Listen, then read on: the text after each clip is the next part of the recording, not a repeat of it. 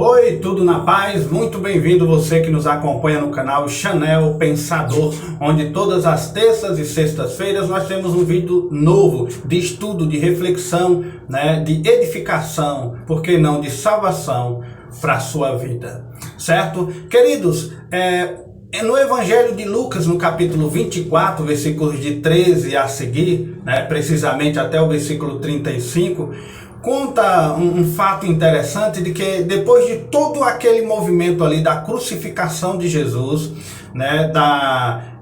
do sepultamento de Jesus, da ressurreição de Jesus, da assunção de Jesus, depois de todo aquele processo, antes de Jesus ir ao trono da graça, 2 discípulos iam de caminho a Emaús, que era ali próximo a Jerusalém, onde os fatos ocorreram, e eles iam conversando, mas rapaz, a gente achava que Jesus era o Cristo, que ele ia apacentar esse povo, que ele ia nos dar a liberdade, mas olha aí, acabou sendo preso, crucificado, e nós achávamos que era ele, e acabou não sendo. Enquanto eles estavam conversando, aí Jesus se coloca entre eles dois, de repente. Aí Jesus faz a pergunta: por que vocês estão argumentando? Eles até questionam Jesus: rapaz, tu estava onde? Que só tu que não sabe dos acontecimentos últimos em Jerusalém. Então vai aquele diálogo interessante, e o título desse diálogo na Bíblia é Os Discípulos de Emaús, registrado em Lucas capítulo 24, versículo do 13 ao 35. Recuperação da esperança. A gente pode dar por título essa reflexão na vida daqueles 2 discípulos: recuperada a esperança. Como a nossa esperança pode ser recuperada? Como a nossa esperança pode ser recuperada? Antes de mais nada, eu convido a você a se inscrever em nosso canal, e depois que você se inscrever, eu te desafio em 3 segundos você deixar o seu joinha, você compartilhar esse vídeo e ainda tocar no sininho para você receber outros novos estúdios em nosso canal, ok? Mas a pergunta de hoje é essa: como a nossa esperança pode ser recuperada, com exemplo ao estudo dos 2 discípulos de Emaús e o diálogo com Jesus? Primeiro, queridos, vamos intitular alguns pontos aqui para a gente entender melhor de como recuperar a nossa esperança. Primeiro, como recuperar a esperança? Ela vai ao encontro da nossa desesperança. A gente recupera porque, se ela vai ao encontro da nossa desesperança, há um conflito ali de ideias em nossa cabeça e a gente acaba achando o rumo certo. Quando Jesus entrou no meio daqueles 2 discípulos, eles estavam desesperançosos, incrédulos, incautos, tristes, abatidos. E foi nessa desesperança que a esperança os reativou ali. Estavam cansados de alma, de espírito. Eles conversavam sobre a morte de Jesus, o fim de tudo.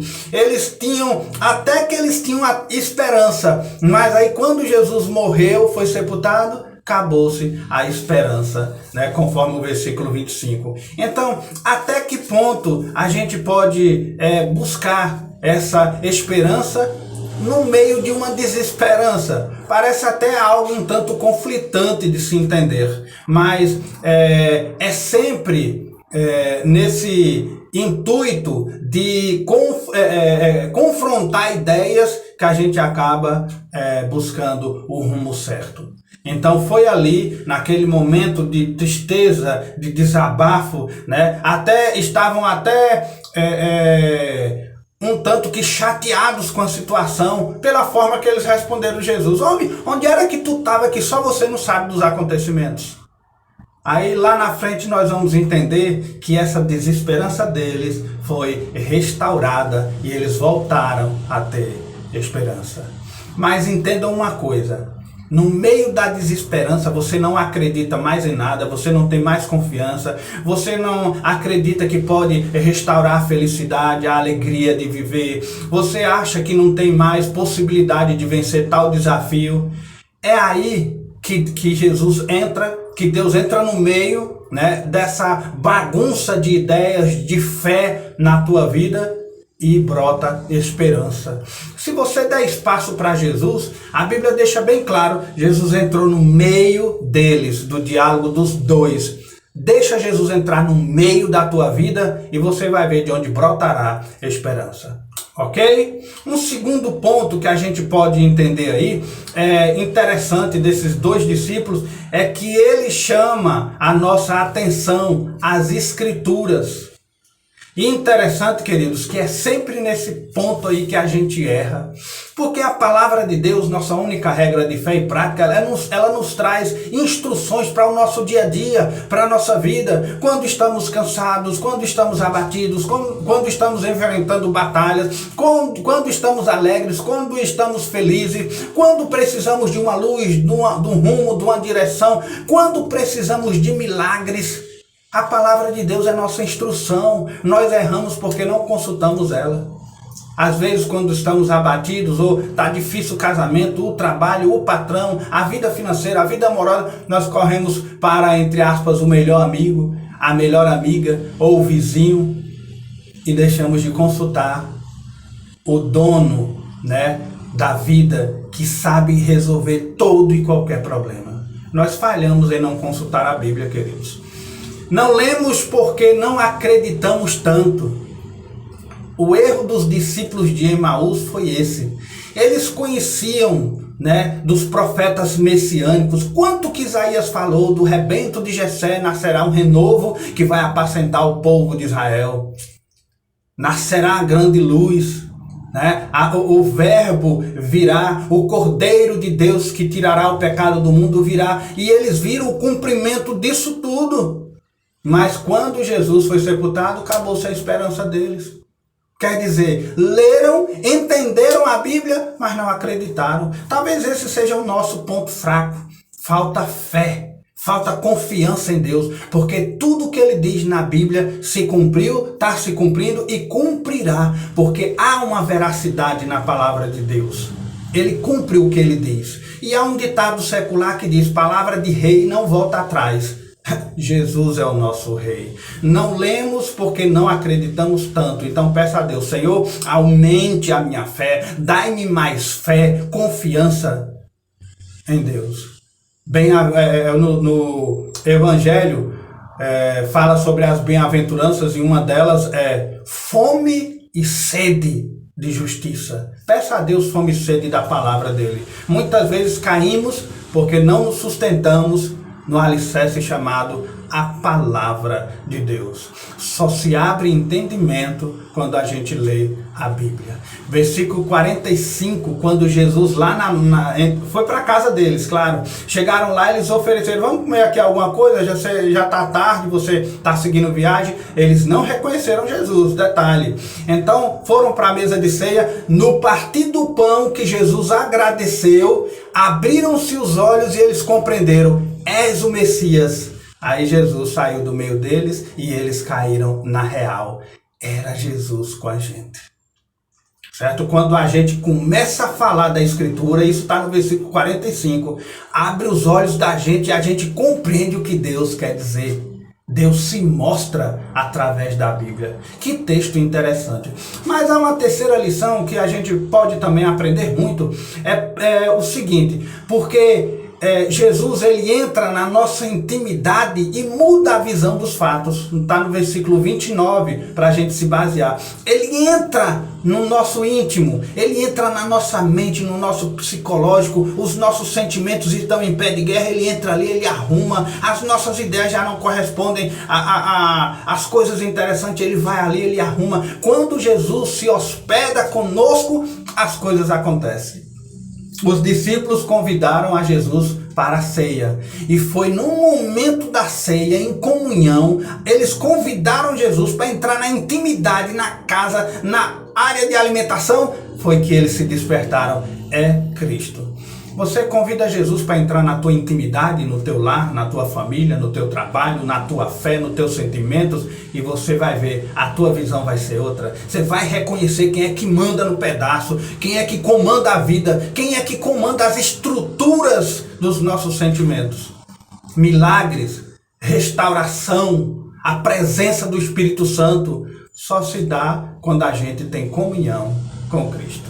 Mas há uma quarta lição também esse texto nos traz, é porque através da comunhão ele nos mostra que nós temos uma visão mudada.